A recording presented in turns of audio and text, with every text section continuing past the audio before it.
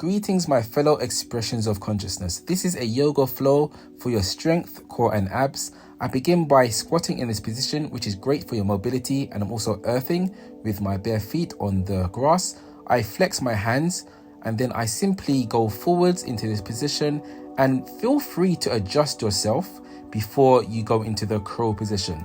To go into the crow position, you simply put your tricep, the back of your upper arm, on the inside of your knee like this, and then go forwards slowly, tilting your weight until you find balance, and then push up and back into the chaturanga position, which is great for your core.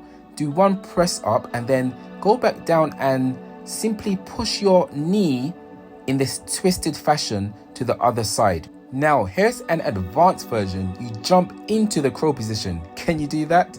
That's obviously going to be good for your explosive power.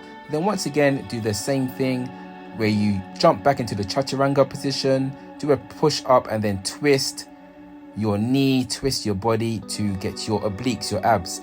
I like to finish this session by doing a simple gratitude affirmation to myself.